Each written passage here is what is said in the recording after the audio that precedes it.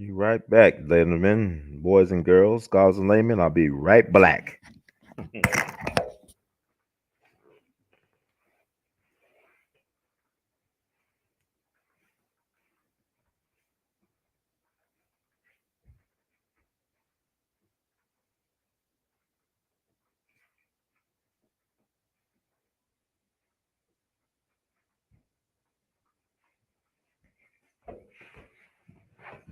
All right. Just had to do something. We improv here on We All BTV. This is Brother Run, your host for this empowerment segment, also known as R2C2H2, the artist. And this is the We All Be experience. You are experiencing the 2020 Jimmy Lunsford Demery Festival virtual online edition. Like normally, we be doing a lot of stuff in the community of Memphis, Tennessee to honor the legacy of the only one and only James Melvin Lunsford, also known as Jimmy Lunsford. But due to way things are now, we doing it like this. But it's still all the way live, and I just want to come with y'all because I promise y'all 14 consecutive days of unique programming geared to not only the legacy of Jimmy Lunsford, but also about Black music history, Black excellence, and just paying homage to unsung legends, pioneers, trailblazers, innovators, iconoclasts who really proved to the world time and time again that Black genius is truly beyond category. So tonight, I just want to come to y'all. Been a lot of great movies coming out recently, um, talking about or dealing with Black culture, in particular jazz. That's one of America's really original art form is jazz, and they come from the Black experience. Improvisational music is really the soundtrack for the American century, which is the 20th century, but also is one of America's greatest cultural exports. Uh, Black people, we really bring a face and identity to America that we don't get enough credit for as people. Many of us are the indigenous, the true natives of this land. Some of y'all know us as Turtle Island. I remember I talked to Dr. Randy Weston. Cause know a lot of times, there's a huge debate going on in the community now. Were we already indigenous to the land? Did we come across the transatlantic slave trade, the Middle Passage? And Dr. Randy Weston, whose father was from Panama, whose mother was from Virginia, and they were all proud RBG followers of Marcus Mosiah Garvey, who was from Jamaica. He told me in his brownstone in Brooklyn back in 2016, Brother Ron, America is Africa. He said America is Africa.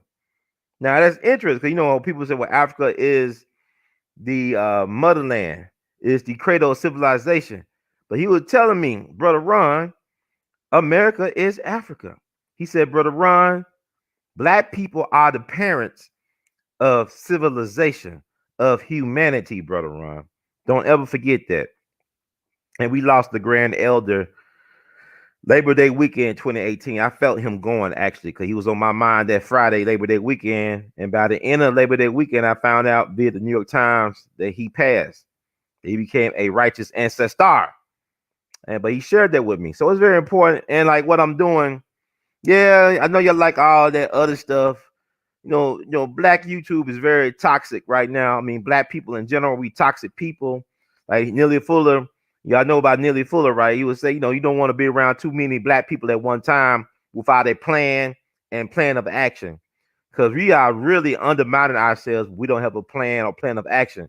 So we got to limit our contact a lot of times. So really, this social distance period is not a bad idea. But tonight, like I said, this is the 2020 Jimmy Lunsford Jamboree Festival, and this is the 13th day. We're gonna close this out really strong tomorrow on the last day of the year of 2020, heading into 2021. We're gonna have Sister Joyce Cobb, really a true Memphis treasure via Nashville. Sister Joyce Cobb is the 2020 Jimmy Lunsford Homecoming. Jimmy Lunsford Jamboree Festival Homecoming Court Queen, and rightfully so. She is a brilliant song stylist, masterful music educator, really a pioneer. She had a club she ran on Beale Street some years ago. So we're gonna talk about the changing of the music industry, about her backstory, about just the trials and tribulations of being a creative in these times. And what I love about this sister, she is a cancer survivor. She is I think it's pancreatic cancer. That thing been in remission for years. She's a modern medical marvel. The doctors are perplexed that she's been living this long. She has been in remission from pancreatic cancer for several years, which is unusual because it's very terminal. And then we had a great conversation earlier today. She said, "Well, Ron, why I'm still here? Because the doctors can't figure out why I'm still here." I said, "Well, you got work to do. You still got to do your real God work. It ain't over till it's over." So she's gonna be on our show. She's gonna bless us tomorrow. Talk about her amazing life story. Not only being a cancer survivor, but also a life thriver. And she's a big fan of Billie Holiday. So she's gonna share her thoughts on this documentary that we're gonna talk about tonight, which is entitled Billie. It's available for rental or for purchase on Amazon Prime. It premiered on that platform December 4th. A good friend of the program told me about this amazing documentary. What was weird is that I actually was looking at Billie Holiday, at a Billie Holiday documentary on the BBC that came out several years ago on YouTube on Christmas. See, Billie Holiday and Charlie Parker was heavily on my mind this past Christmas. Now I know why. Because number one, this is the centennial year of Charlie Parker's birth. That's bird. And also, this is really the 105th anniversary year of the birth of Billie Holiday. But it's like there's a lot of Billie Holiday projects that have been coming out recently. Like this one, Billie, but also they got Lee Daniels project about Billie Holiday that should be premiering on Hulu streaming platform sometime next year, I think. Or if not, I don't know if it's on there now, but I believe it's gonna come out sometime early next year. But they purchased the rights to stream Lee Daniels' treatment of the Billie Holiday story. Now you had Diana Ross play Billie Holiday in Lady Sings the Blues, which was not historically accurate. It wasn't historically accurate. No, Diana Ross did not look nor sound like Billie Holiday by any stretch of the imagination. So we have yet to see a genuine biopic about Billie Holiday, but it may change with Lee Daniels' project. But I'm not really, all that big in Hollywood telling our stories as Black people. We got to find a way to reclaim the narrative, like August Wilson did. August Wilson, the guy who created the play that became the movie Ma Rainey's Black Bottom.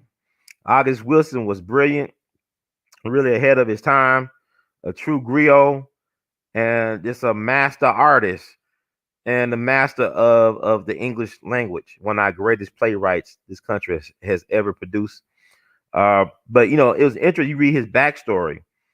He dropped out of high school when he was 15 because his teacher did not believe he wrote a paper about Napoleon Bonaparte. It was too exceptional. So the teacher thought the teacher accused him of plagiarizing. So he actually dropped out of high school at 15, but yet look what he's able to achieve.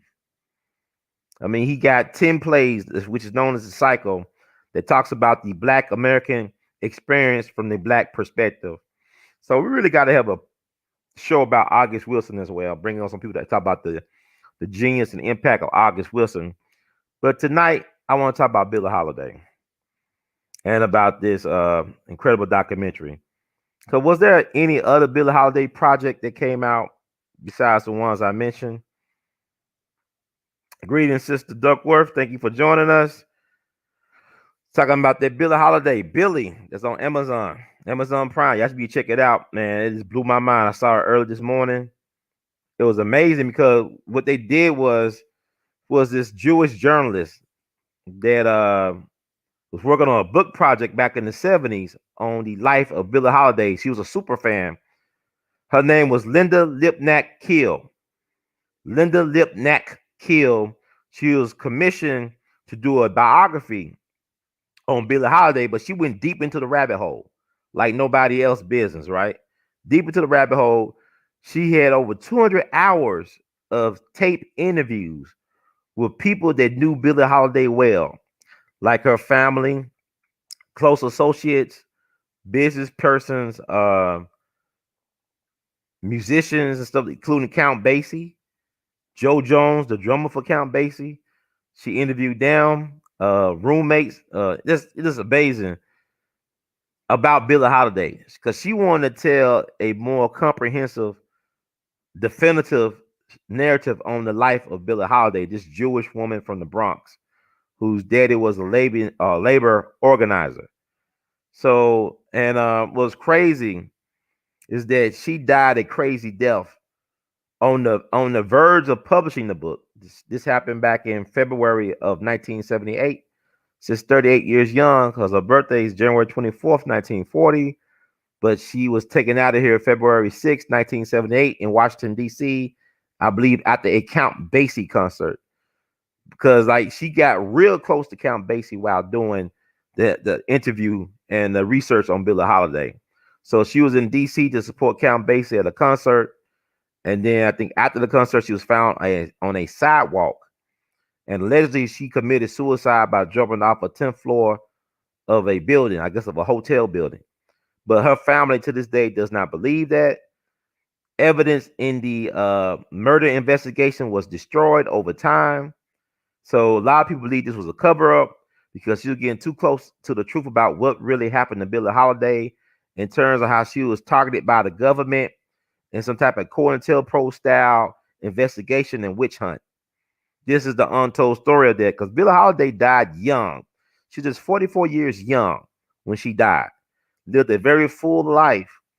Only had $750 to her name. The only reason she had that because the co-author of her memoir autobiography, which is very questionable in credibility, Lady Sings the Blues, which is the foundation for the movie Lady Sings the Blues. William Duffy, he gave her $750 in $50 bills because she was afraid to die broke. She feared dying destitute or being destitute before she died. So he was able to secure $750 in $50 bills, and she put it up in one of her crevices. Billie Holiday's history. She rolled that $750 and put it up inside of her. When she was starting out, she was working at a place they talk about in documentary where she was sing for her supper, and people would tip her, and the way she would get the tips, and the other singers would be by them grabbing the tips with their vaginas. I can't make this up. So, like with their women parts, right? So she kept that $750 inside of her until she expired. And to add insult to injury, she died while handcuffed to a hospital bed because they found traces of heroin on her because Billie was an addict, and they found some traces of heroin. So she was handcuffed to her bed as she was dying. It's just indignity of it all, right? Is that a word? Just sad, tragic. And she said that before she went to prison again, so she served a year in prison over a narcotics charge. She said she would rather die than go back to prison. And words create worlds, and she died at the age of 44, July 17th, 1959. Her soulmate in music, Lester Young, actually died March 15th, 1959. And she was very much heartbroken because she could not sing at Lester's homegoing. And that she was real close to Lester Young. She called him Prez, short for president of all the tenor sax players, because she thought that he was the best of the best. And he called her Lady Day. So that stuck with her. So they were very close musically. And yeah, but I'm not gonna tell the whole thing, but I think that the review, I would say the movie is worth checking out. Just so because I'll also look at other Billie Holiday documentaries because, like, A lot of information that's presented in this documentary was not well known for a long time because the people who controlled her archives after she died, they didn't let a lot of people, listen to the tapes and whatnot and stuff like that. But I found them to be very valuable, and it's interesting to see how they was able to get this documentary down to under 2 hours, with over 200 tapes. I mean, 200 hours of tape. This woman recorded 200 hours of tape over almost a 10-year period. So it's interesting with what they decided to show in the documentary, how they was able to get that down to about 90 minutes or 40 minutes. That's incredible. But let's talk about Linda. But I also wanna I love Billie Holiday. When I was in college, man, when I started getting to jazz my freshman year in college, I was listening to a lot of Billie Holiday and John Coltrane, Miles Davis, Thelonious Monk, but in particular, Billie Holiday really inspired me. She was like a muse. She's like a muse. And it's gonna show this picture of her. Like I did this drawing in college of Billie Holiday about 20 something years ago. But I got a lot of drawings of Billie Holiday. Let me put it out there and show the people. But put up this picture. Yeah, she was gorgeous. She had a unique look about her. Like she was like a chameleon. I'm always fascinated how people looks change and stuff. She was able because people don't understand when she first started, she was big. She reminded me of Jill Scott. I think Jill Scott would have made or could make still a great Billie Holiday. Jilly from Philly. Billie Holiday was born in Philadelphia, April 7th, 1915. She grew up in Baltimore. Her people were from Baltimore. Her parents, mama got kicked out the house, so she went to Philly to help her. So I mean, Jilly from Philly got that flavor like a Billie Holiday, I think. Interesting life. But yeah, I used to listen to her a lot freshman year. I remember sometimes I would fall asleep listening to Billie Holiday on my CD player. I would be fine when I fell asleep. I wake up all depressed and in a mood. I said, "What's going on with me?" Like I was good the night before, and I wake up in the morning. I'm like, "What the hell?" Come to find out, I'm listening to Billie Holiday. Music does influence your moods. Excuse me, your moods. And so I said, let me stop listening to this Billy, man. So, I mean, one time I fell asleep listening to Tupac. I think Troublesome 96. And I thought I was on drive by, like it was a Boys in the Hood Part 2 movie in my mind, in my dream. So that's weird how that works. But yeah, I had to stop listening to Billie Holiday to go to sleep, man. But I love listening to Billie Holiday. I love her voice. It's unique. Nobody sounds like Billie Holiday. Her thing was she wanted to sound like a horn player. Her idol was Louis Satchmo Armstrong, the great Louis Armstrong. I mean, the man basically created jazz. I mean, jazz existed before, but he really kind of like a Michael Jordan or think about anybody, this stuff that existed before and then after. Like, he influenced all the singers that came after him. He basically invented pop singing, Pops did. The way he sung with feeling and stuff like that. Nobody was singing like that until he started singing like that. Like, he's your favorite singer. Like, I think Billy Eckstine, who's featured in the documentary. Billy Eckstine is great, man. He's so underrated, Mr. B.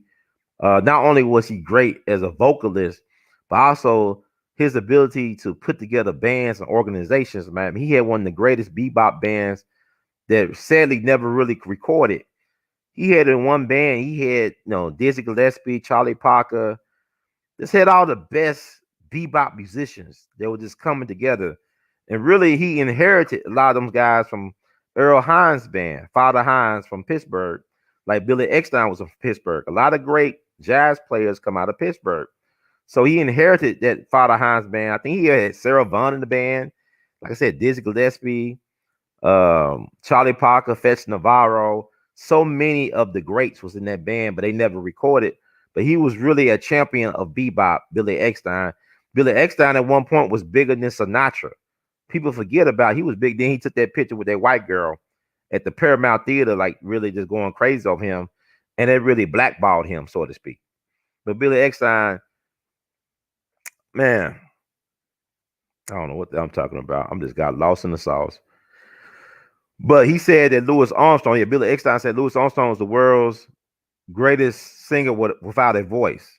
Like Louis Armstrong, his voice may not be your thing, but I promise you that every single you could think of, from Billie Holiday, Nat King Cole, Frank Sinatra, Ella Fitzgerald, all those singers were influenced by Louis Armstrong. So her idol was Louis Armstrong. She wanted to sound like Louis Armstrong played his horn, and she just had that type of quality to her. I mean, she was made for horn lovers, man. I mean, she really had an amazing voice. She didn't really scat like a Ella Fitzgerald or a Sarah Vaughan, but it was just something about the musicality of her voice. She was a musician's musician. You understand? And she had an amazing, like, interesting personality. You think about right now, people talk about WAP and you talk about Meg the Stallion and Cardi B. She was the wild woman. She was the one. I ain't gonna say she was the original wild woman. You got Mon Rainey, you got Bessie Smith, the blues women, the wild women. Alberta Hunter, who's from Tennessee, Memphis. And Billie Holiday. That's wild. Just she can't be tamed. Just had this amazing sexual energy, just rock, just this sensuality about her, just busting out of her clothes and in her voice and stuff like that. She was amazing. And she was a good looking woman. She had something about her. She had sex appeal. She had charisma. But unfortunately, she was a glutton for punishment. She liked the bad boys. She liked being beaten up and punished. It turned her on. So my thing is, like, when people talk about, well, we got to protect black women, but what do you do with a black woman like Billie Holiday who got off on getting beat up by her lovers? It made her sexually aroused. I mean, what do you do with a person like that who loved to be punished, get beat up in the ribs, punch in the face? And and Billie Holiday was a tough woman. She was a prostitute when she was 13 years old, grew up hard. I come up hard, baby. No, she came up hard. I mean, she had a potty mouth. She just was a sassy Miss Sassy, right? But she had a hard life, and she lived a full life and then some in 44 years. So I'm just freestyling about Billie because Billie from Philly and B More, from Tubman City. But yeah, she grew up hard, man. And fascinating woman. But in this documentary, it talks about how she was targeted by the government for her addiction. They wanted to make her an example. Narcotics Bureau targeted her, even though she was not a seller, she was a junkie. But really, who sold her out was her manager, Joe Glacier, who was also Louis Armstrong manager, excuse me. And he also was the mentor of Clarence Avant, known as the Black Godfather, who made out on powerful business deals back in the day. That was his mentor, Joe Glacier, this Jewish guy from Chicago who's connected to the Al Capone mob. See, Al Capone was very prominent. He was kind of like a patron saint of black musicians in Chicago because they had to play his clubs. He owned a lot of clubs with a lot of black musicians played. So jazz was able to thrive during Prohibition because of gangsters like Al Capone who own all these clubs. So Joe Glacier is from Chicago. People forget Louis Armstrong had to leave America for Europe because all the white gangsters were fighting over his service. They wanted to control his career. So he remembered Black Benny told him in New Orleans. He told this to Queen Elizabeth. When Queen Elizabeth asked Louis how he was able to make it in the music business, he said, "Well, like Black Benny told me, he said, Louis, you find a white man who will stand up for you, who will defend you, and you become that white man's nigga." See, he said, I chose to be that white man's nigga. So he had somebody to protect him. So he finally met that in Joe Glacier, who had those type of connections to protect Louis. So he had to worry about nothing but just play his horn and get paid. And Louis actually outlived Joe Glacier by several years. But Joe Glacier took care of Louis. And so Billie Holiday was signed to Joe Glacier's organization as well. But Joe Glacier thought he was going to teach Billie Holiday a lesson by getting her jammed up with the government. He actually enlisted the narcotics agent to entrap Billie Holiday. He thought that if he did that and sent her to prison, she could clean herself up, get detox, and get off of drugs. He actually did more damage, more harm than good by doing that. And that documentary would illustrate how the government targeted Billie Holiday, how she almost got killed in a shootout with Philadelphia police. Yes, she was involved in a shootout with Philadelphia police back in 1947. How they didn't like the fact that she was getting involved in civil rights activism in terms of she sung that song Strange Fruit, which she did not write, but her version was like, it set the standard for the versions of Strange Fruit to follow. It was written by a Jewish guy, I think A.L.L, his name something like that, but he actually ended up being the guardian of Julius and Ethel Rosenberg's children. Julius and Ethel Rosenberg were found to be guilty of being spies for Russia during the Cold War years, right? Julius and Ethel Rosenberg, they were convicted of being spies, enemies of the state. They was executed by the United States government. So A.L. actually adopted their children and raised them like his own. But he wrote the song Strange Fruit, and Billie Holiday made it what it was. Kind of like with Nina Simone. Think about Nina Simone, think about Mississippi Goddamn. It's interesting that the female jazz artists are more vocal about protests than the black male jazz artists are. You think about Nina Simone, Mississippi Goddamn, think about Billie Holiday with Strange Fruit. Where is the male equivalent to what they did? Now, you had Charles Mingus, who was also featured in the documentary. He did the song Fables of Faubus, but it was instrumental. It was nothing vocalized in terms of lyrics. I love that song Fables of Faubus, and deals with the governor of Arkansas trying to block the Little Rock Nine from integrating Central High School. But where is the vocal? Where is that version? Like, who answers back to Billie Holiday's Strange Fruit or Nina Simone's Mississippi Goddamn? Now you look at R&B, you can go like, I guess, the Message music. You look at Sam Cooke and Change Gonna Come and Marvin Gaye, What's Going On, and Curtis Mayfield, but that's decades later from Billie Holiday. There's no jazz musician you could think of male that does the equivalent of what Billie Holiday does with Strange Fruit. So she paid a price for that, for articulating, expressing the frustrations and pain and grief of Black America through the Black genocide, And like it noticed in the documentary, when she sings that song, is with a seriousness and attentiveness that she don't even move. She just flat foot sing it. You understand? That voice is powerful. And even though she's been dead since 1959, her voice has not been silenced since that time. But it's sad that the government would do that to American citizens. Now, she had her demons, but did she deserve to be entrapped and almost killed and tortured by the American government? Think about how the IRS did Joe Louis. Joe Louis was a true American patriot. He was fighting on free boxing exhibitions during World War II, giving out tickets. He even gave Uncle Sam $1 million. He donated $1 million to Uncle Sam's government. He even helped Jackie Robinson, yes, D. Jackie Robinson, get to officer training school during World War II. And this country destroyed Joe Louis. They destroyed him. They didn't give a damn. Yeah, you had Roosevelt, you talking about Jim Crow and lynching and all this stuff, Black folks catching hell in the 30s, but you got them bragging on Joe Louis like Franklin Roosevelt, who refused to pass an anti-lynching bill, talking about, Joe, we need your muscles to win for America. Take on Max Schmeling, the German boxer, the German champion boxer, right? Because Max Schmeling represented Hitler and Nazis. But funny thing about that is that Franklin Roosevelt them loved Hitler at first. He was one Time Magazine Man of the Year. America loved Hitler, including the White House. They were fans. And all of a sudden, towards the end of the 30s, oh, we not fans no more.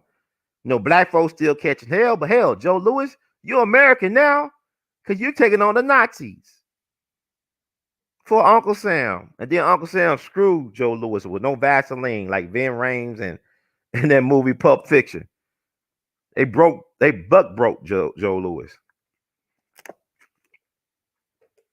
So this is what you're dealing with. So COINTELPRO existed before the 1960s. I can make a case that COINTELPRO was invented when the FBI took down Marcus Mosiah Garvey in the 20s. When they entrapped Marcus Garvey and neutralized him. by hiring the first black FBI agent, James Warman Jones, and framing him for mail fraud and all this stuff. And if you go back even before that, when they created the Mann Act, saying that it was illegal to transport women across state lines for immoral purposes, they should call it the Jack Johnson law because it was geared towards Jack Johnson, the first black heavyweight champion, because of his thing for white meat. I ain't talking about no chicken. I'm talking about white women. Where the white women at? Where the white men? Where the white women at? That was Jack Johnson. They were killing folks every day. They were lynching black folks. When Jack Johnson won a fight, they were lynching black people. There'll be race riots. And Jack Johnson didn't give a damn. He said, "Where the white women at?" And here's the speeding ticket I paid for. I mean, Jack Johnson was a speedster. That man will drive through going almost 100 miles per hour or whatever in places like Georgia, where they were hanging Negroes like Christmas ornaments from trees. He said, "Look, I'm gonna speed on the way back, so take this extra $50 or $100, whatever, because I don't give a damn." Matter of fact, when he died, he was speeding in North Carolina because he was mad that he was treated disrespectfully at this restaurant in North Carolina. I believe the restaurant refused to serve him because he was black. So he was mad. He was driving around on corners too fast and got into a tragic car accident. Ain't no telling how long he would have lived if it wasn't for that car accident, because he was boxing into his 60s and 50s and stuff, putting on boxing exhibition. He kept himself in great shape. He tried to give Joe Louis some boxing tips, but Joe Louis said, "Look, can't hang around you because I don't want to be the next Jack Johnson." And Joe Louis got his ass whooped because Jack Johnson is one of the greatest defensive boxers of all time. He was kind of like a bigger version of Floyd Mayweather with some power. Mm, the Mann Act. You think about, they created unions to keep black folks from working after the Civil War. The most skilled class of people in the country were black people. So they always making laws and stuff to keep us in our places, in our sunken place, to keep us from having anything, to having access. So Billie Holiday was not any exception. Let's read a little bit background into Billie Holiday. I'm just talking, but I'm fulfilling what I'm supposed to do. Yeah, I love Curtis Mayfield. Yeah, Sister Yvette, what's your thoughts about the documentary? I would share them. The documentary is on Amazon Prime. It's on Amazon Prime.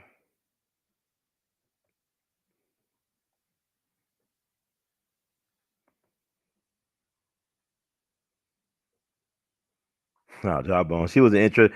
Billie Holiday was a fast name. I got this theory. She had a big head, and that's why she was such a great star. I think the best movie stars have the biggest heads. Like, look at Ben Affleck, his head fills up a screen. I have a theory about that. I got a big head, but they like big head people for these movie roles, right? I rather have a big head than a small head. And I'm not talking about the other head. Yeah, I mean, she definitely was indigenous. I would say. Um, but let's talk about Billie Holiday.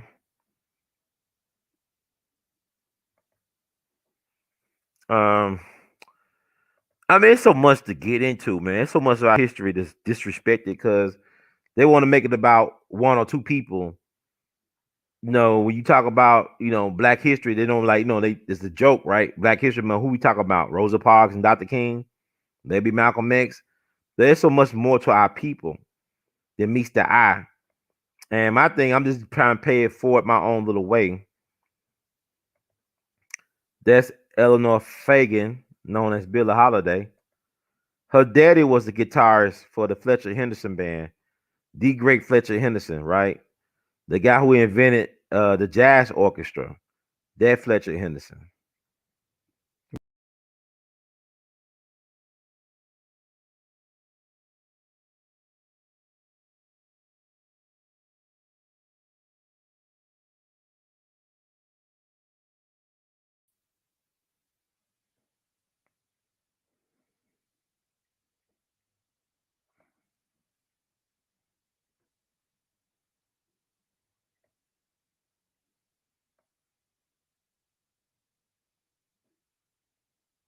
Oh man, the string was broken.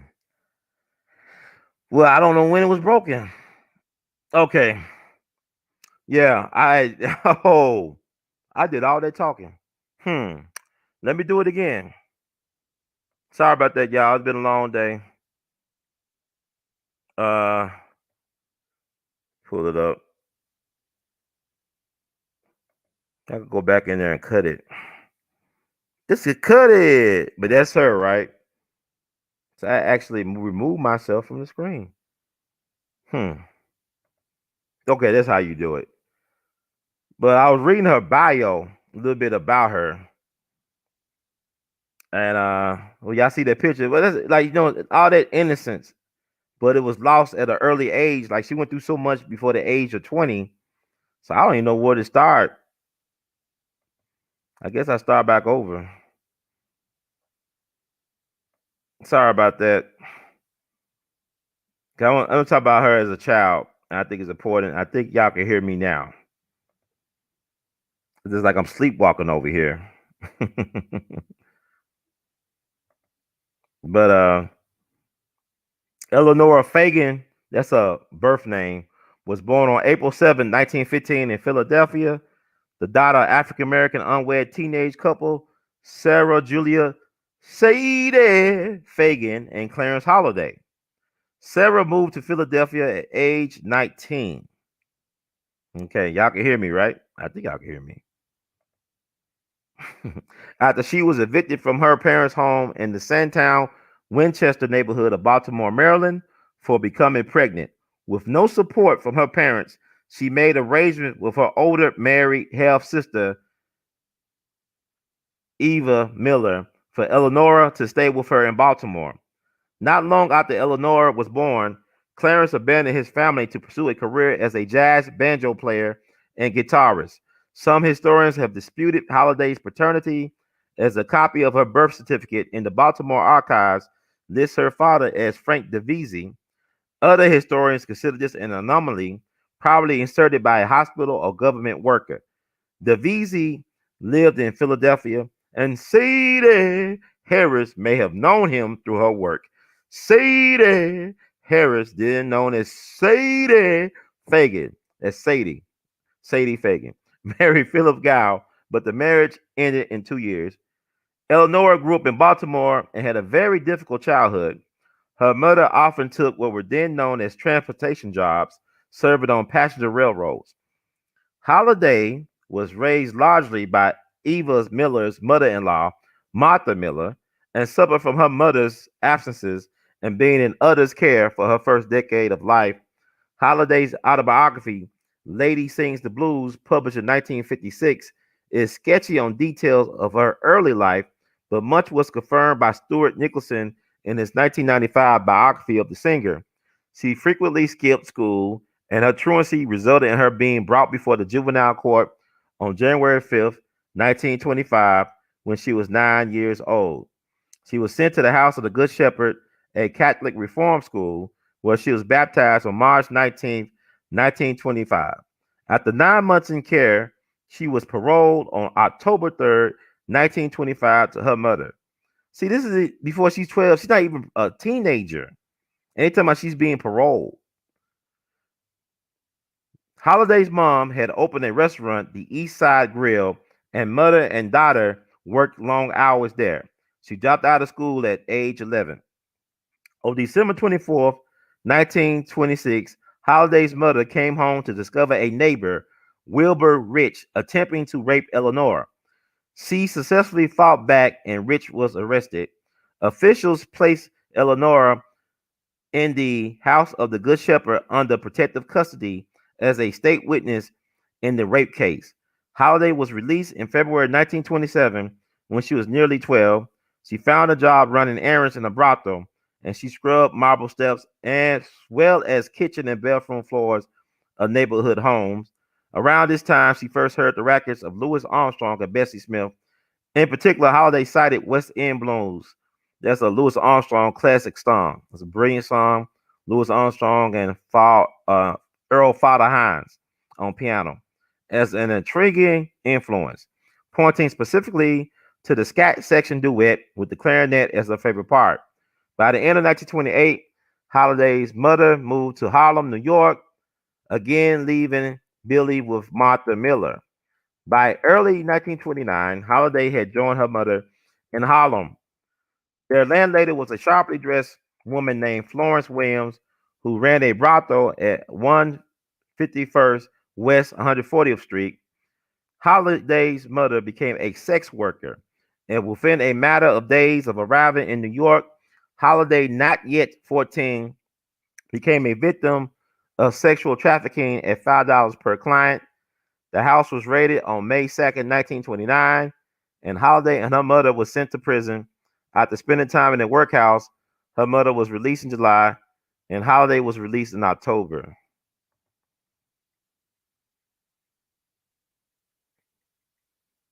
Hmm. Yeah. That's. I mean, look at all the trauma she been through. The psychological trauma, leaving her in a room with a dead girl overnight.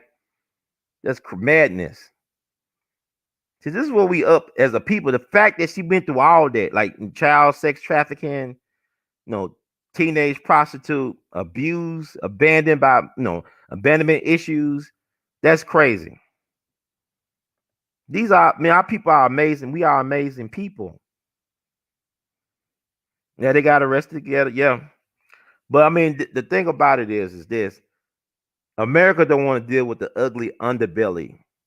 A lot of our culture comes from these type of places, from the whorehouses and the brothels. If you think about, her idol was Louis Armstrong. Louis Armstrong's mother was a prostitute. His daddy was a trick. Louis Armstrong used to sell, coal to the prostitutes in a place called Storyville, while the houses of prostitution were located in New Orleans.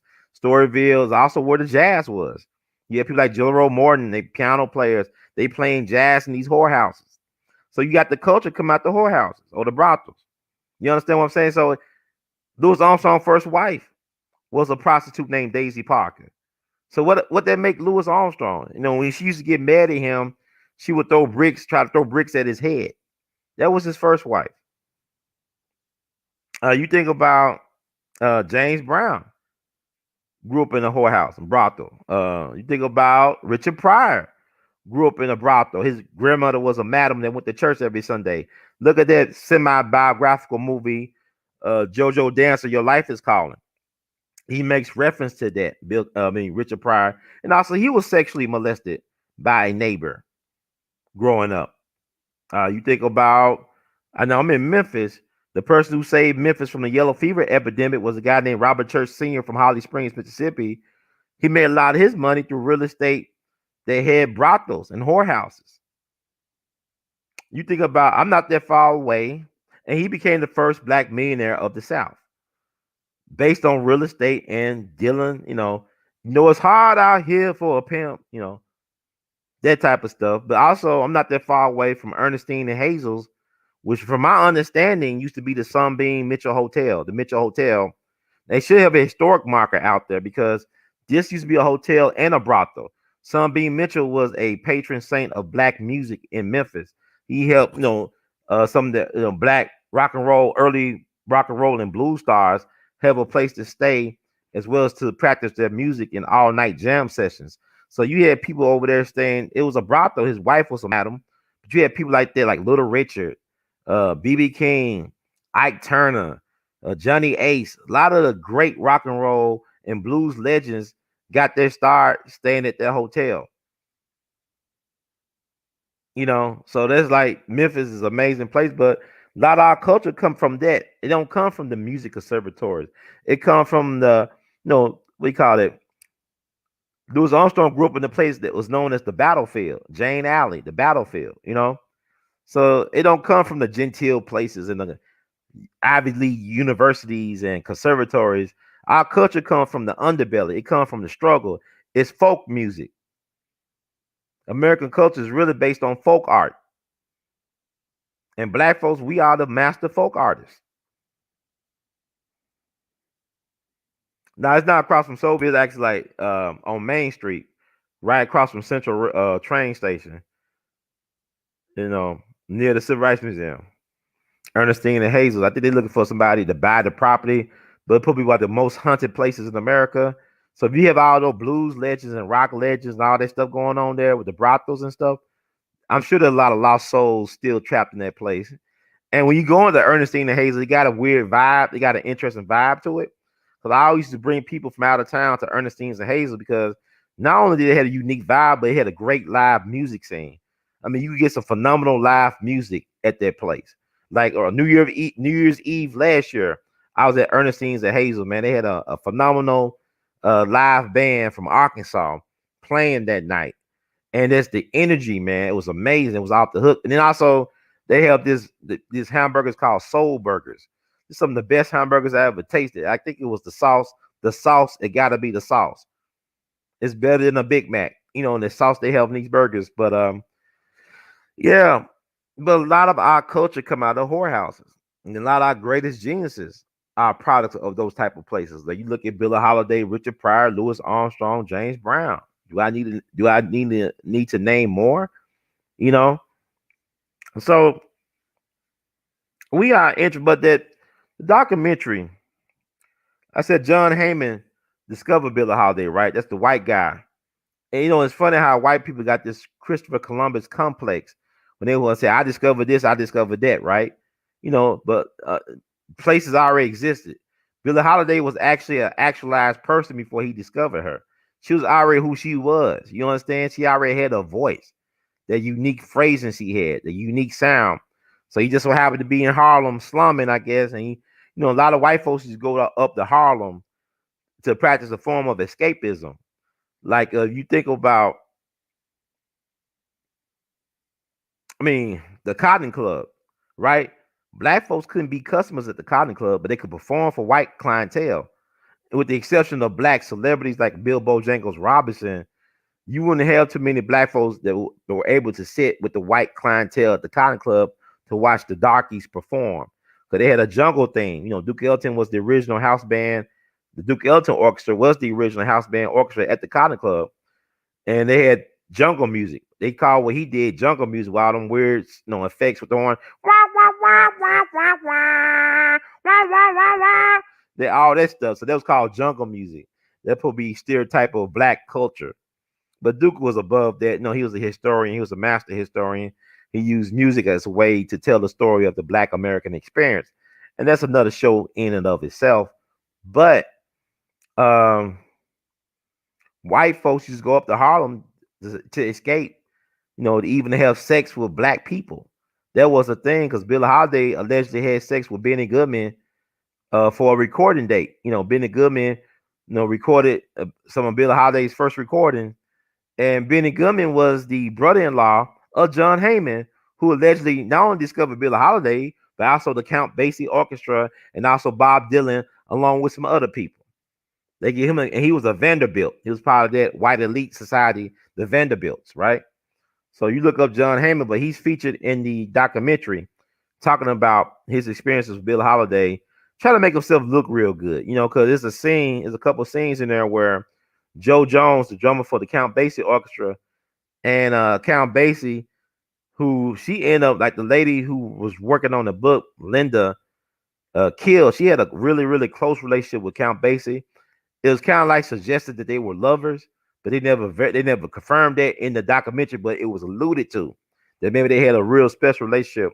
So he was much older than Linda Kill. Kill was just 38 when she died. Count Basie was almost 80 years old at that time when he was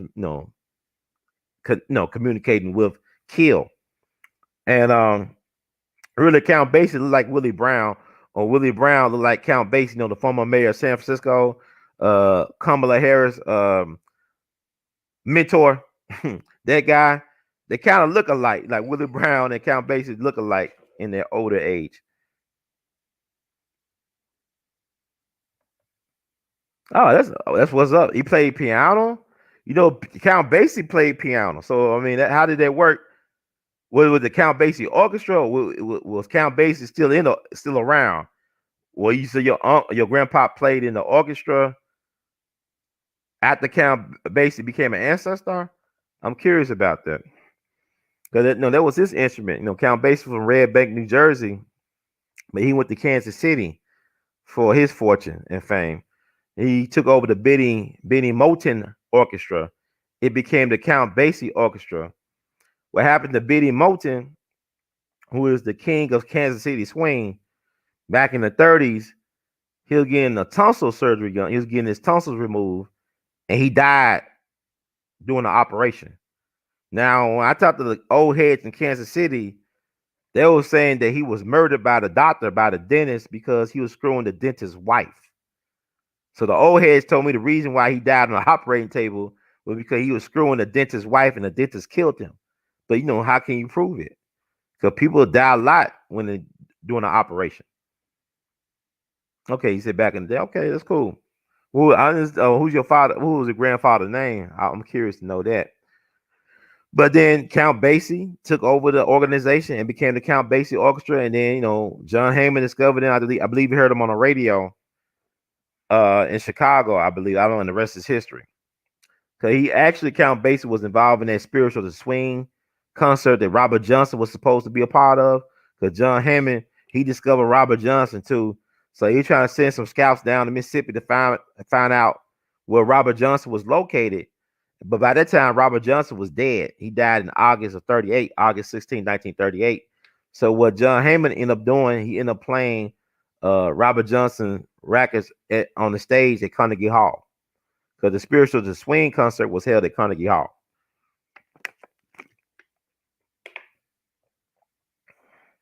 There you go. It's pound player named King. Okay.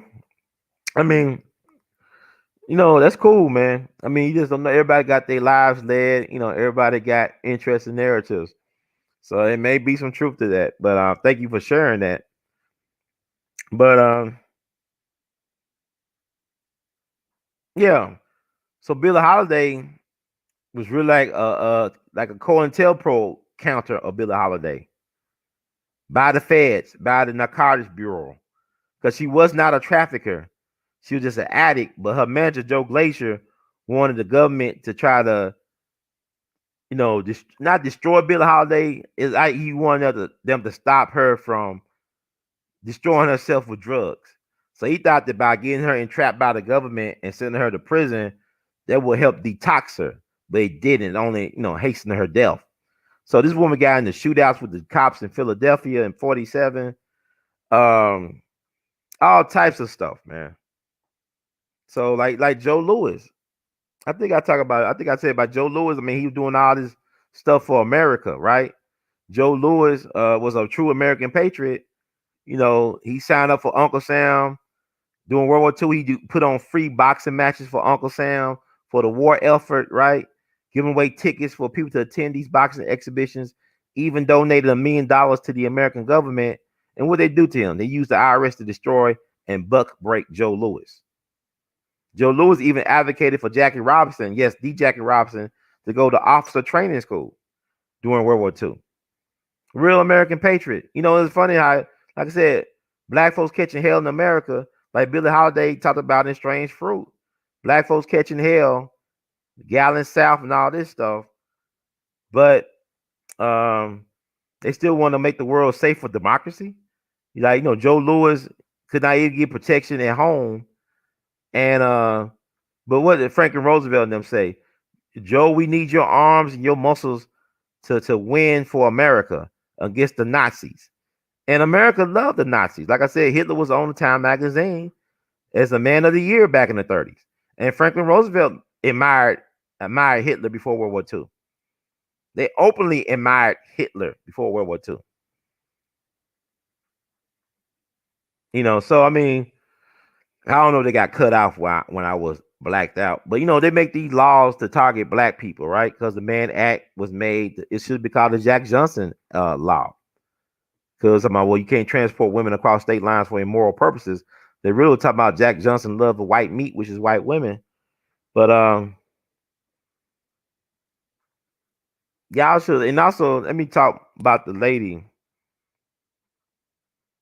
that Linda lady, who was trying to work on a book and she got murdered. I believe she got murdered by people because she knew too much. Because her sister said in the documentary she was being harassed by people around Count Basie, not Count Basie himself, but because she was revealing so much truth. Like talking about John Heyman, Like Joe Jones and Count Basie said it was John Heyman that divided Billie Holiday from the Count Basie organization, because Billie Holiday they love playing with Count Basie, but they feel like they were trying to make her into a stereotype. Like she was a jazz lady, but John Heyman wanted to be a blues artist or whatever, make a bluesy. Hey, John Heyman also had something to do with the career of Bessie Smith as well. So he has a track record of trying to be the gatekeeper of black culture. He had an extensive track record of that. So, but Count Basie them get livid about John Heyman broke up the crew. It was a it was a Vanderbilt that broke up the crew. You let a Vanderbilt break up your crew, because Billie was riding with Count Basie and Joe Jones, and John Heyman forced her to leave. And I believe that Count Basie and Joe Jones were telling the truth about it. I believe John Heyman was like, I hate to say lie, but he was trying to make himself look better than it actually was for him in the whole situation with Billie Holiday. Because it's like she was very happy in the Basie organization, because she especially was with musicians that supported her, that overstood who she was, and also her soulmate, her music soulmate, Lester Young, was in the Basie band. But she ended up, getting with Artie Shaw, another Jewish clarinet player, one from Baltimore. Because Billy Goodman was a Jewish clarinet player from Chicago, and she experienced all type of racial horror stories on the road with a white band. She experienced that too with the Basie band, because even I believe, I think it was Joe Jones or Harry Sweets Edison, who was interviewed, talked about how, yeah, we had to use the restroom outside, but there was no place for Billie Holiday to use the restroom. She was a lady. It's easy for us to use the restroom outside, but for her, you know, then with the white band, and then they were talking about how she would get an extra hamburger just in case on the next stop she will not be able to get anything to eat from the restaurant, because they wouldn't serve black people. So she actually would order an extra hamburger to keep on her while she was traveling the road with the white people. And then when they got hotels, the white band, she had to sleep in the bus sometimes if she couldn't find no adequate housing with a black family or whatever, or black hotel or motel. She had to sleep in the bus. And then of all this undignified treatment, when the Artie Shaw band was about to be on a break, the Artie Shaw Orchestra, she had to quit or got fired when they was in New York City playing at the Lincoln Hotel, of all hotels. They fired her because she was black. And they would not even let her walk through the front door. She had to walk through the kitchen in some of these establishments, right? She was so light that the white people or management at these venues, or it will require her to blacken up, to darken her skin color, because she was too light. Just all this stuff she had to put up with. As much talent as she had to put up with all that mess. So that's all type of trauma she dealing with. She got childhood trauma. She got adult trauma. She got all type of trauma. Then her selection of men were horrible. Like I said, how you say protect black women when the black woman won't protect herself? Billie Holiday is a great example of that, where she was a glutton for punishment. She got off on people beating her up. On the he's my man. I love him. He hits me so. He's my man. She loved that. She was like, get beat up in the street, in the dressing room, get kicked in the ribs, punch in the ribs, slap in the face. She got off on that because of how she grown up. They interviewed a pimp. The lady interviewed a pimp, and it was featured in a documentary. He said they like that. They love it. They love it when you hit them. When you don't hit them, that means you don't love them. I remember I was dating a woman who was also an Aries like Billie Holiday. I'm not saying this is an Aries thing, but she was an Aries like Billie Holiday. She was telling me, Ron, I used to think if a man did not hit me, he did not love me. If a man did not try to fight me, that means he didn't care for me. She thought like that. And this woman was very educated woman. She used to think like that. She came, father was a prominent person in the community. Maybe he beat her mom like that.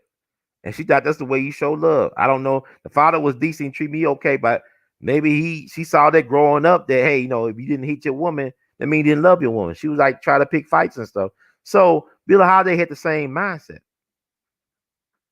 But the pimp was saying the women loved that. They liked that type of treatment. And Billie loved that treatment because the guy said, look, Billie Holiday could be in a room for 100 men. She had an asshole detector. She want the worst type of man. The disrespect her. But also, when I look at Billie Holiday, I don't like to see her as a victim either because really she had a lot of power. She had power. I mean, she's like Mon Rainey in the Mon Rainey play, right? Mon Rainey's Black Bottom. She had some leverage because she was making a lot of money during her lifetime, and and deservedly so. But she had her demons.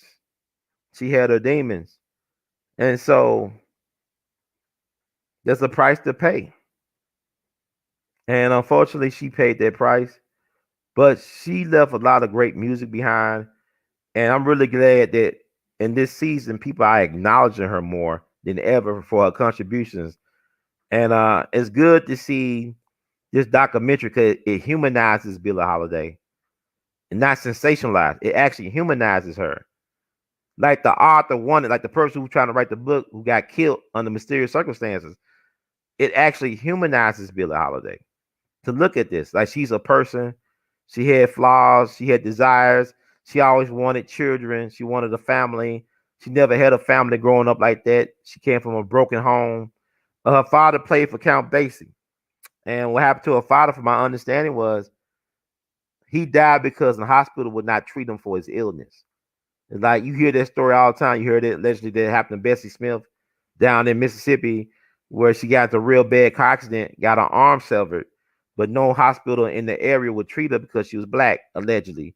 So she died at a place known as the Riverside Motel today in Clarksdale back in September of 1937.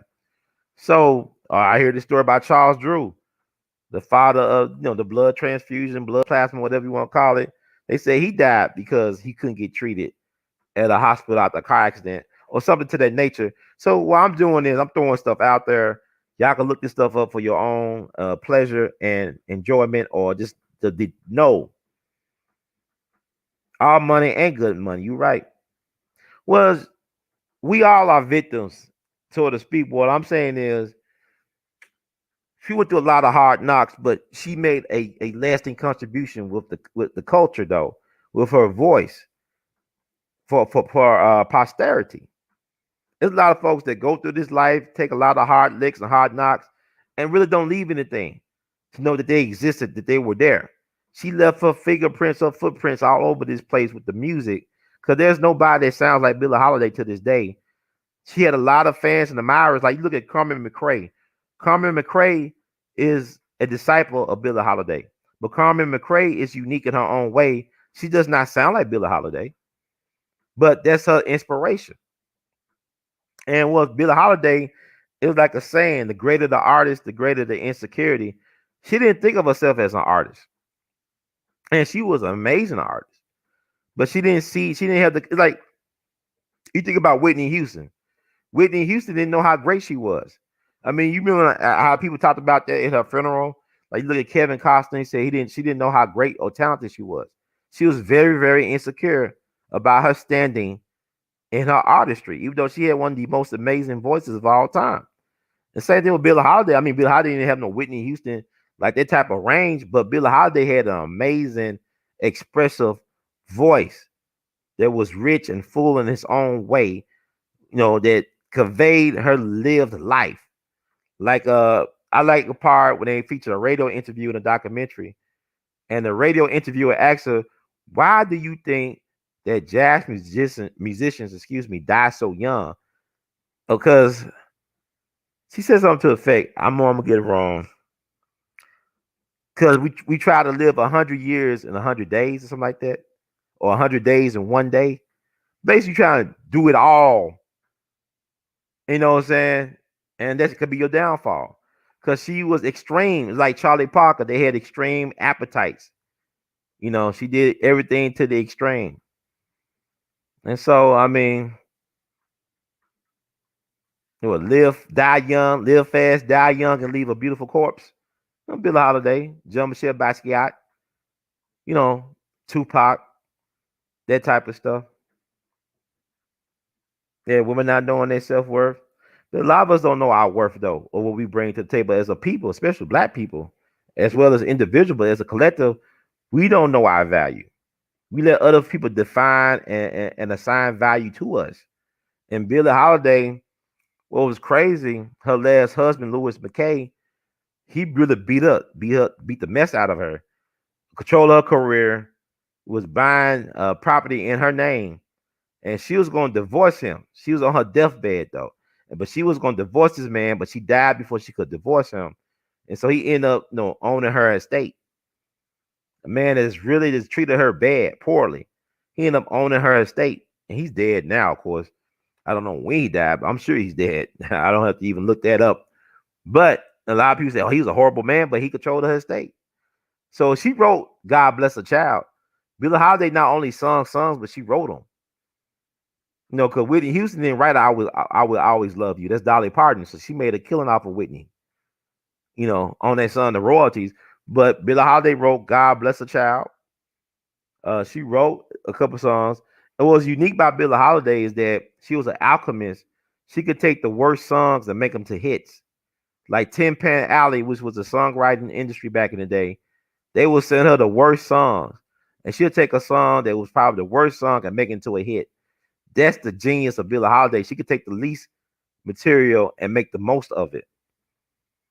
The way she interprets the American songbook is like no other. Like no other. And I don't know, man. It's crazy.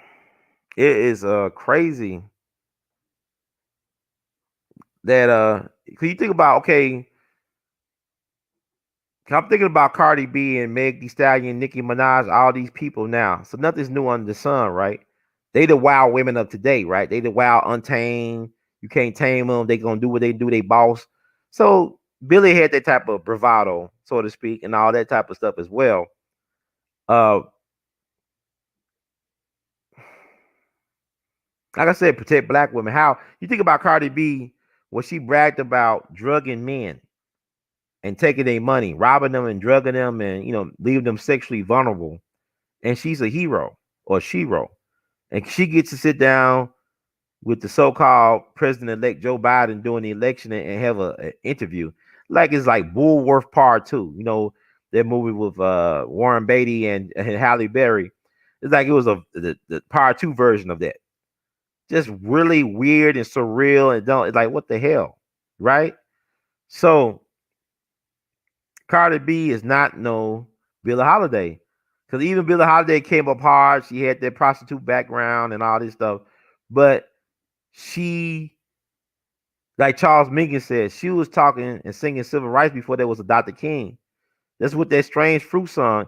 You look at all the things she had to endure on the road with the black and white bands, how she was treated by Jim Crow South and by white people in general, and then her own manager using the federal government to crush her, to break her. Somebody she could trust and confided in, Joe Glazier. So what you saying, brother Ron? I said y'all need to watch this documentary. That's basically what I'm saying. And let me talk about the woman who really helped create the foundation for this. She got what she wanted in the end, but it cost her her life. By her work she did, it helped to humanize Billie Holiday, but she never published her book. She lost her life. She did all them interviews, 200 over 200 hours of interviews. Tony Bennett, Charles Mingus, roommates of Billie Holiday's, John Heyman, Count Basie, Joe Jones. She interviewed all these people, and she lost her life. So her death was not in vain. But let me pay homage to her, Linda Kill.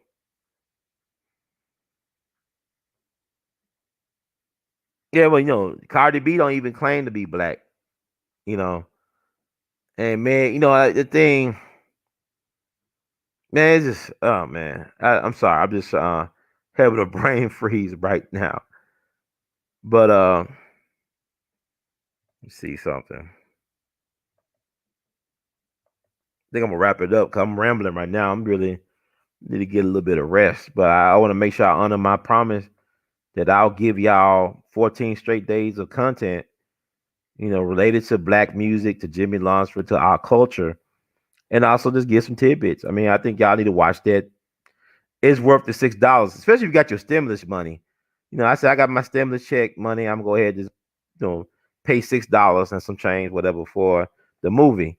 And I was not disappointed in the movie. I want to shout out to Sparkle, Sister Sparkle, for telling me about this amazing documentary by Billie Holiday.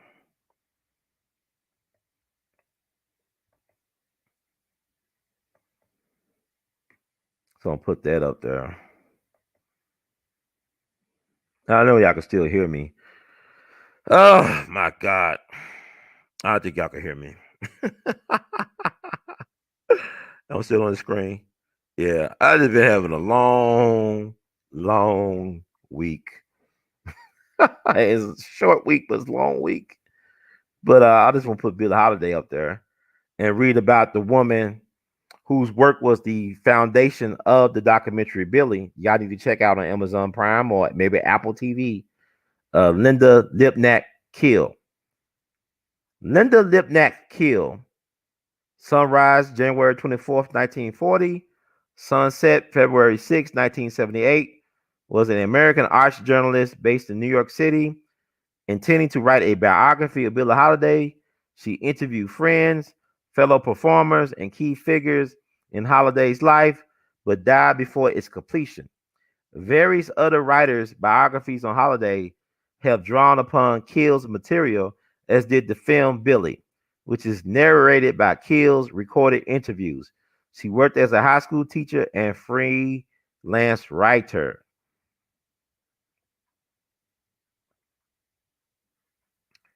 Interviews that Kill conducted with writers were published in the Paris Review in 72 and 78. She was a Jewish feminist and a fan of Billie Holiday.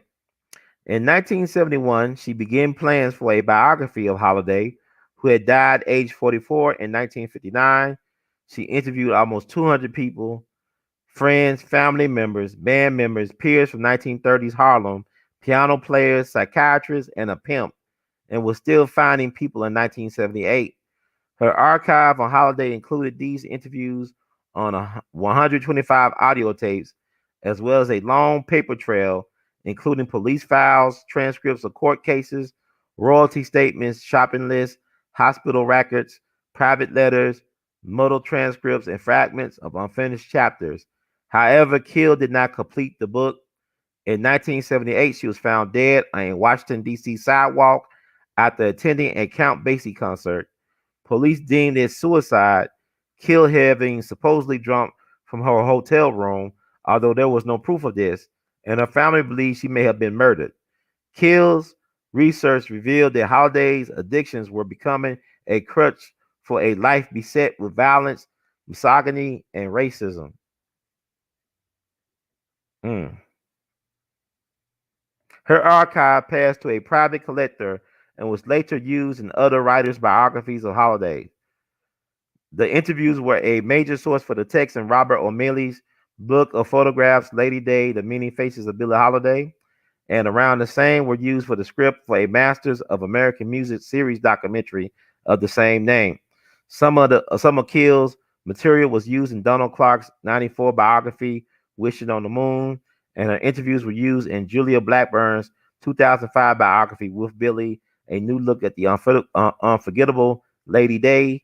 Documentary director James Erskine brought the rights to Kill's tapes, and his subsequent film, Billie, is a journey through Holiday's life, narrated by the voices on those tapes, including Kill's. Hmm, interesting.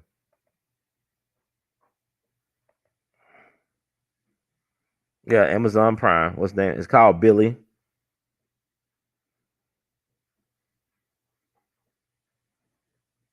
Yeah, I just hope y'all can hear me. Cause I thought I was still in the stream, and I took myself out So I don't know if I repeated information or whatever, but man, I'm just fascinated. Like women are interesting because women are very outspoken. Black women are very outspoken in a lot of ways. Like I said, Billie Holiday, she embraced the strange fruit thing, even though she didn't write the song. It was written by a guy named Abe Maripool, who was a teacher, but he also took care of the Julius and Ethel Rosenberg's children once they was executed by the American government for being spies for Russia. But he wrote and she made it her own, like Nina Simone, Mississippi Goddamn. But where is the jazz man equivalent to them with these protest songs? Therein lies the question. Like hip hop right now, what's going on with black people in this country? Now you had Little Baby do his song. I respect that. The effort to try to do a anthem song for the moment, but our musicians have been co-opted. And you think about Billie Holiday, right? How they did her, how they saw her as a threat because she had a voice, so they want to silence her, and how they use folks that she thought were her friends and allies to betray her. She was too beholden to the white establishment, and really to this day, the white patriarchy are the gatekeepers of our culture. Think about Clive Davis. There's no reason why Clive Davis held this type of power over black music. But look at his history. And I'm not gonna get into it on this show, but it's quite, he held Whitney Houston back in terms of her creativity. Because Whitney didn't even know her value, but she wanted to do some more soulful things than some of the pop stuff she was doing. And Clive would not have it.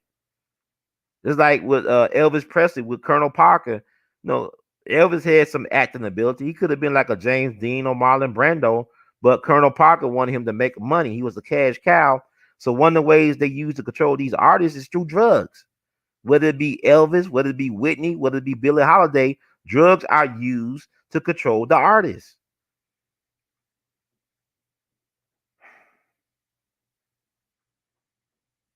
Oh yeah, I think Strange Fruit may have been a poem, but all songs are poems, like lyrics and stuff. It's poetry. Like Smokey Robinson was a poet. Bob Dylan, Tupac, But even you think about this Master P thing with Reebok, right? No, this dude who, if you had told me back in '98 that Master P was may be in a position to buy Reebok for $2.4 billion, I would have laughed at you. I mean, I was a fan of No Limit. I still listen to No Limit stuff. A lot of folks be ashamed to listen to it, but who go to No Limit reunion concerts to be packed out, right? See, I was looking forward to going to a No Limit reunion concert for my birthday, and because COVID hit, they canceled it. Because Master P is part of my childhood. No Limit Records. I mean, but Master P, man, he making some big ball moves. You know what I'm saying? You know what they do to us, right? You think about Sam Cooke and Otis Redding. Otis Redding was going to work on a deal with James Brown to control distribution of black music. They were trying to control the distribution of black music, and what happened to Otis Redding? Think about this even recently, more recent history, where you had Death Row, Suge Knight, Jay Prince, Rap Out Records, Irv Gotti, Murder Inc. They were trying to work out a way to control distribution for black music. And they all caught cases, right? Irv Gotti almost went to jail for a long time. He beat the feds. Suge is in prison now. Jay Prince was like getting harassed by the feds for years. And all because they just trying to control their product via distribution. You think about what Mr. Farrakhan was trying to get black folks to control the beauty industry, the beauty supply industry, the distribution and stuff like that. Them black folks got scared because them powerful people, I call them the hair cartel, the big, the hair cartel. They warned them black folks, don't let Farrakhan get y'all killed. Basically, they backed away. Commence was trying to get them organized to control the distribution of the beauty supply industry. And they were afraid. Look, black people, we got power, but we don't use our power for us. It's not that we're powerless. We have power, but we do not use our power for our own ends. We do not have a code. We do not have an agenda. So when you don't have a code or agenda, somebody has a code and an agenda for you. They'll make one for you. We have no sense of understanding self-determination, let alone our own worth. So this is why this stuff keep on happening. Because we can overcome if we wanted to, if we knew how to get along to do so. If we had actually an agenda, we could overcome a lot of what's going on because we are our own worst enemies a lot of times because we don't recognize what this system is all about. It's about playing keep away. So Master P, he got to know the stakes are high. Look what they did to Cosby when he tried to buy the network. Not trying to speak as negativity, but I'm just saying know your enemy and what they're about and be ready to do battle. Be ready and willing to do battle with the enemy. Because to get that type of leverage, that type of resource, see, Africa is not poor. It's just that the indigenous people are not allowed to control their resources for whatever reason. Africa is far from poor, but the indigenous people to the land and to those countries cannot control their resources because other folks have agendas who are better organized. Not that they're smarter than those who lack control over their resources, that they're better organized and they're ruthless. They would do things and not think they would not lose any sleep over it. You understand what I'm saying? When Harry Truman dropped that A bomb on the Japanese twice, he didn't lose no sleep over that. He probably got his good 8 hours of sleep after drinking a glass of milk.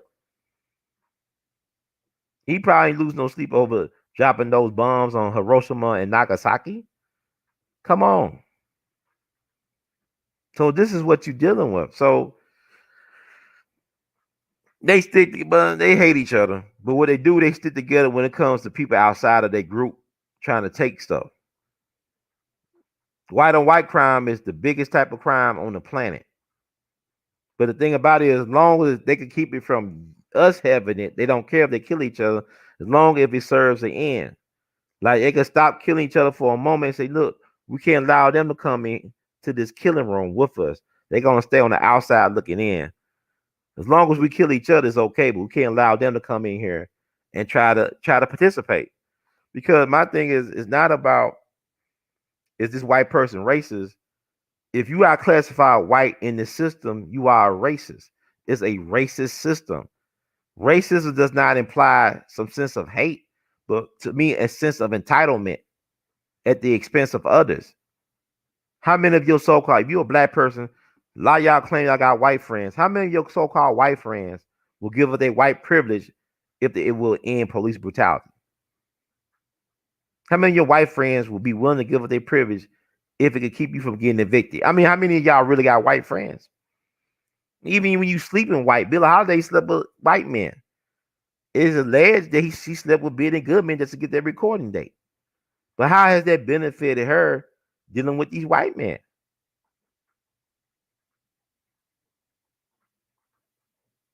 She lost her life at the end. Like Mom Rainey in the play, in the movie, where she told the manager, hey, look, you never invite me over your place. You just see me as a commodity. You just see me as something to be used to make money for your own ends and for your partner's ends. You don't respect me, not only as an artist, but as a human being. I never been to your home. So I mean, I'm just saying, like, y'all be saying, oh, I got white friends. Never been to their home. They wouldn't dare introduce your son or daughter to their son or daughter for marriage. You know what I'm saying? Think about what I'm saying. So Billie Holiday, a lot of her problems came from dealing with white people who wouldn't even stand up for her. When them white folks were allowed to sleep in the hotel, they told, you got to sleep in the bus, Billie. Why they didn't stand up for her? Y'all said, well, the black man didn't protect her from getting beat up by the other black man because she wanted to get beat up by the other black men. That's why. Oh, she chose that. Oh, Billie liked that stuff because Billie was fighting them back too. She was known for fighting dudes too. She was a little short, 5'5", but she from Baltimore. Little spark plug of a thing. She loved a good fight. She loved the blood sport. So I mean, how am I gonna protect her from herself? That's who she is, self-destructive.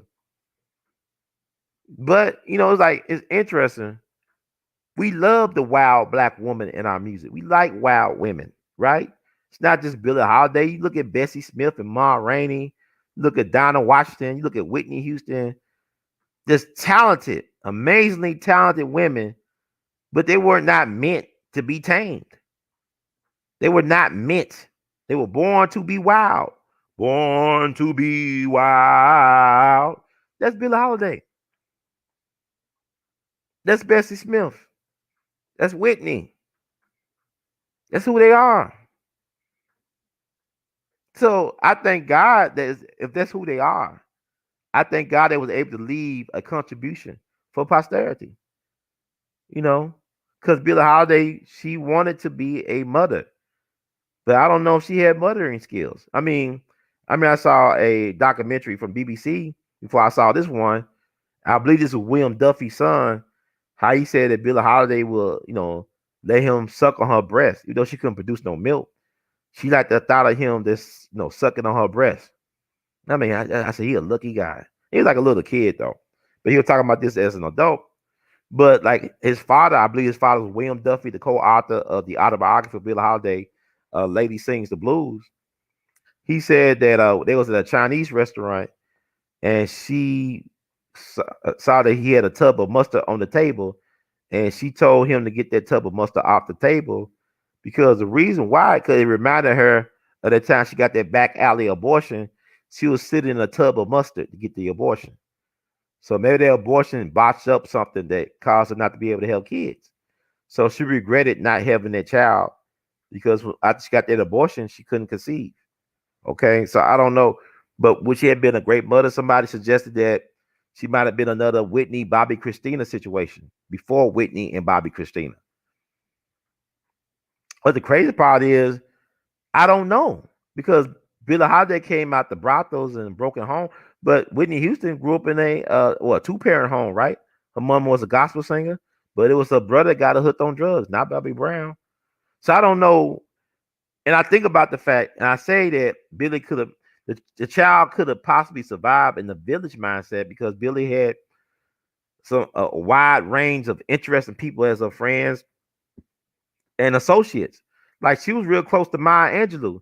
Like when you listen to the voice of Maya Angelou, you sound like Billie Holiday voice. I'm talking when speaking voice. And they were real close with Maya Angelou. Well, not only was she a poet, but she been through a lot like Billie. She was raped as a kid in St. Louis. She was a prostitute at one point, a madam, I think. But she had all these different type of second and third and fourth acts. And Billie Holiday told her, she prophesied, look, you're not gonna be famous for singing, but you're gonna be famous. She told Maya Angelou that. So maybe if Billie, it's like the thing about Tupac. What if Tupac stayed in the Bay Area instead of going to Los Angeles? What if he stayed in the Bay instead of going to New York and got entrapped? What if he stayed in the Bay Area with the E40s and all them people, man? Will he still be alive today? Instead of trying to embrace that gang culture in LA, will he still be alive? If he just stayed with Digital Underground and Shock G and just, I don't know. Same thing with Billie Holiday. You just don't know about these things. And it's funny that Tupac and Billie Holiday both got a Baltimore connection, right? Tupac went to the Baltimore School for Performing Arts. Billie Holiday grew up and came of age in Baltimore. So Baltimore is a very powerful city. Very powerful city. So I think I gave y'all enough. But look at that documentary. But yeah, I want to say that ain't nothing new how they target black musicians. Tupac was targeted. Think about Jimi Hendrix. I would never stop bringing up Jimi Hendrix because he was targeted. His manager was MI6 British intelligence Mike Jeffrey, who disappeared in an alleged plane crash back in the 70s. He was over Jimi Hendrix's estate, but they murdered Jimi Hendrix for his estate. So they could make more money off him dead than alive. But Jimi Hendrix gave a lot of money to the Black Panther Party. He gave a lot of money to the Black Panthers. So they took him out of here. Think about so many like Bob Marley, so many cases of musicians that got political. And once they got political, they got caught in the sauce. Thank you, Sister Yvette. I think I said all I can say, man. Like I'm just sleepwalking right now. But I hope this has been of use. I'm gonna try to edit out the dead space I had. I thought I was talking to you all, But I took myself out the stream. I don't know how long that actually is. Maybe I could edit it out. But I think that's for today. I gotta get rid. Oh, it's 12 o'clock. Jeez. Mm. So check out that Billie documentary on Amazon Prime. I believe it's available on Apple TV as well. But I saw mine on Amazon Prime. You can, rent it for 48 hours. So you have enough time to watch it.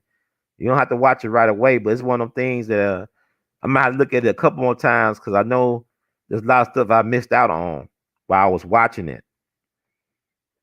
But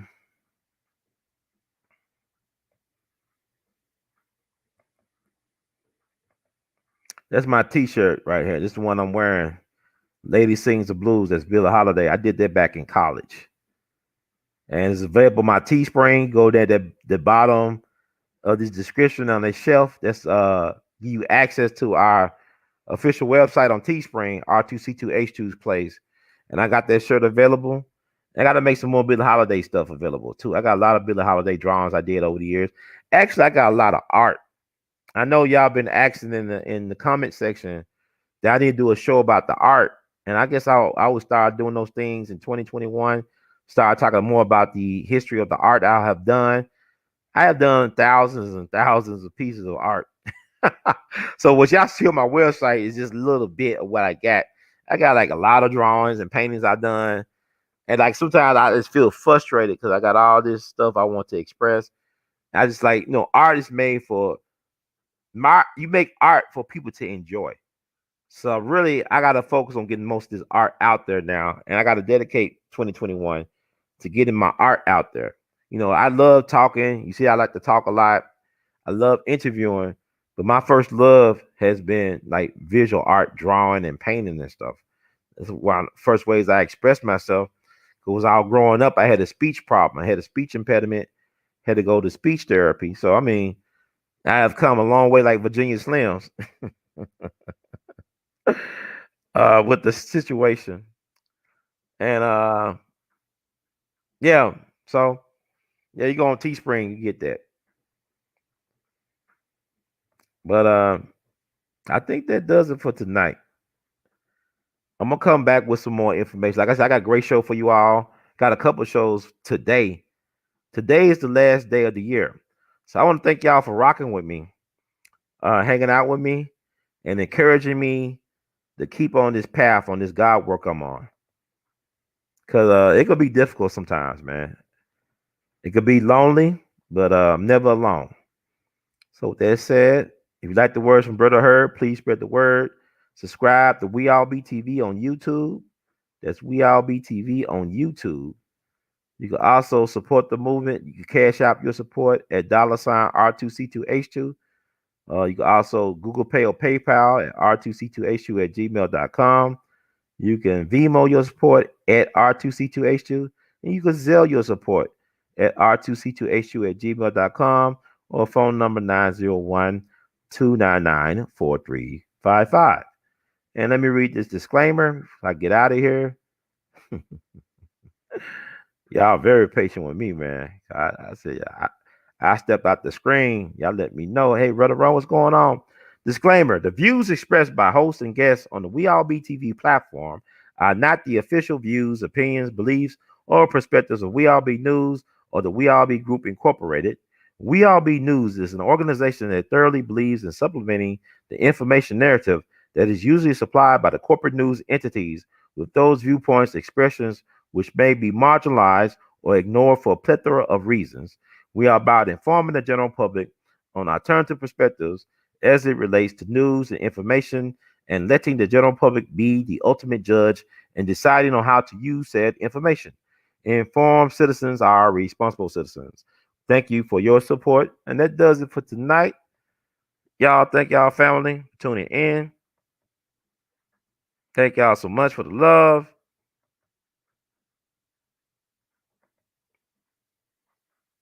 Oh, I got more coming later on. I just got to get a little bit of rest and wash some clothes before the end of the year. But I thank y'all for the support and encouragement. And in the words of the great Duke Ellington, we love you madly. Keep on producing and pushing. One love. We love y'all madly.